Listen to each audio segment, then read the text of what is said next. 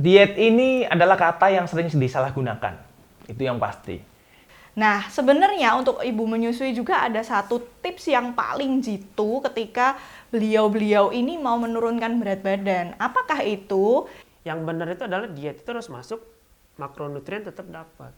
Karbohidrat, protein, lemak. Jangan semuanya di stop.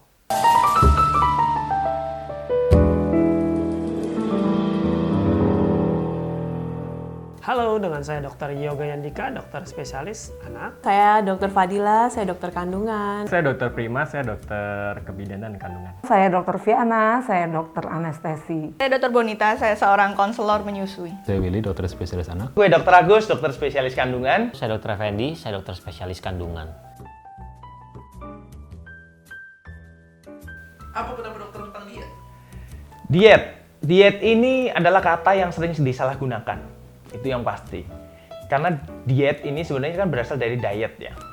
Kalau diet artinya, Anda nanti bisa buka nih, bahwa dia adalah asupan makanan yang disarankan oleh dokter. Diet itu bisa ada dua pengertiannya. Bisa diet makanan atau diet mengurangi makanan. Jadi hubungannya pasti tentang makanan. Ini sebenarnya suatu hal yang lucu ya. Kalau menurut orang awam, diet itu adalah merestriksi atau membatasi kalori yang masuk. Padahal sebenarnya secara dunia kesehatan, diet itu sebenarnya adalah apa yang masuk ke tubuh kita.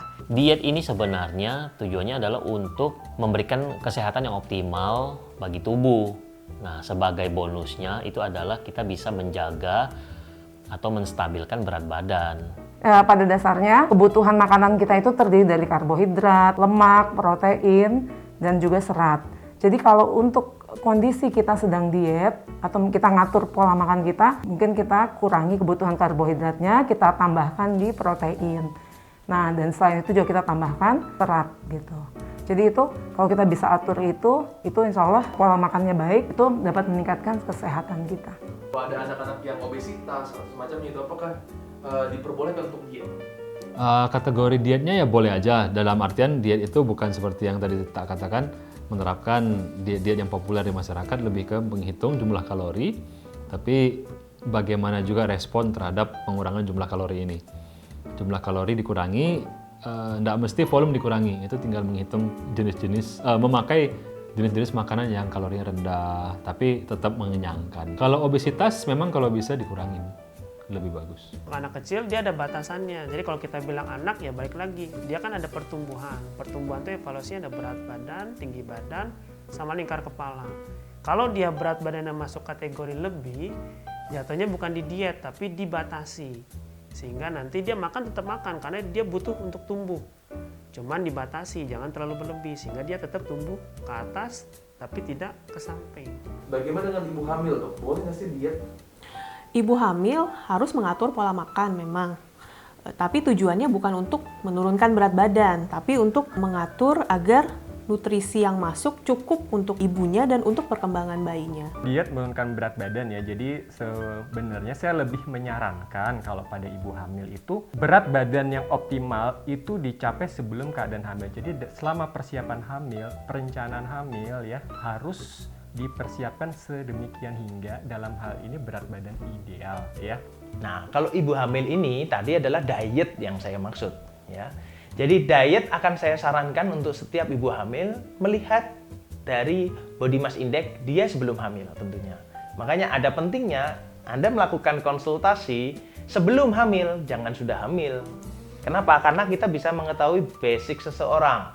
Dasar seseorang kita ukur body mass index-nya dulu.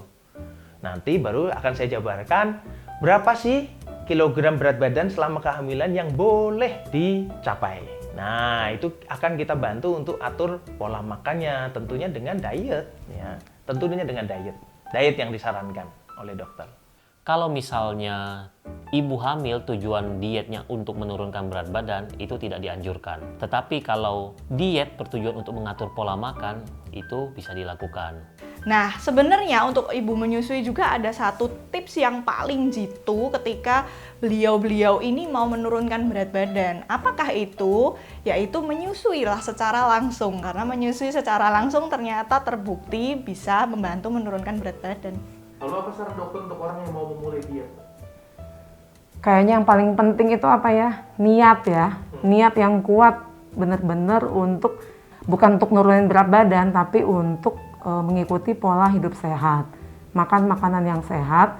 Jadi kalau turun berat badan itu mungkin bonus ya. Yakinkan dulu bahwa memang diet itu sesuai dengan badannya. Ya, kemudian yang kedua, sesuai ini dalam artian begini, ada orang yang sedang bekerja keras misalnya, tapi saking dia kepinginnya untuk kurus, jadi kadang-kadang suka lupa kalau sebenarnya tubuh juga membutuhkan kalori, tubuh juga membutuhkan lemak atau protein. Jadi kalau misalnya seorang bener-bener diet banget gitu, merestriksi atau membatasi banyak hal, padahal dia harus bekerja dengan keras, yang terjadi justru protein-protein yang ada dalam otot itu bisa saja luruh atau bisa saja pecah, dan itu bisa menyebabkan hal yang cukup fatal sampai ke kelumpuhan sih, dan ini banyak sekali sebenarnya contoh-contohnya. Untuk diet-diet yang benar ya pertama kali akan disarankan lebih baik konsultasi ke dokter gizi, karena diet antara orang yang satu dengan yang lain pasti akan berbeda-beda, karena kan di luaran sana ada banyak sekali jenis-jenis diet yang dikenal, misalnya diet keto, diet mayo, diet Atkins, dan lain sebagainya. Kalau untuk orang yang mau memulai diet, kalau untuk anak harus ke dokter anak, karena nanti harus kita pantau tuh dari segi jumlah kalori yang masuk, nutrisi yang masuk. Kalau untuk dewasa, kalau untuk diet, pilihlah diet yang mempunyai gizi seimbang. Jadi ada beberapa diet nih tersebar di masyarakat. Yang benar itu adalah diet itu harus masuk makronutrien tetap dapat, karbohidrat, protein, lemak. Jangan semuanya di stop gitu. Cuman yang kita kurangin adalah jumlahnya, kalorinya yang kita kurangin. Sehingga badan kita akan membentuk kalori dari sumber yang lain, sehingga dibakar tuh lemak. Barengi dengan olahraga, karena kalau hanya mengatur pola makan saja tanpa olahraga mungkin akan sulit sekali untuk mencapai kondisi sehat. Tapi kalau misalnya hanya Anda fokus pada penurunan berat badan saja, tidak menjadikan itu istilahnya lifestyle ya, disertain olahraga, kurang begitu efektif ya. Jadi pastikan diet itu jadi bagian dari gaya hidup Anda ya. Gitu. Jangan buru-buru, tetapkan saja targetnya per minggu sekitar setengah kilo, itu aman gitu. Jangan terlalu ekstrim ya Pak Purdi. Jangan ekstrim. Yang pasti kalau untuk mau memulai diet, kita harus berpikir bahwa hal itu tidak instan. Yang kedua, kita harus komitmen apa tujuan kita diet.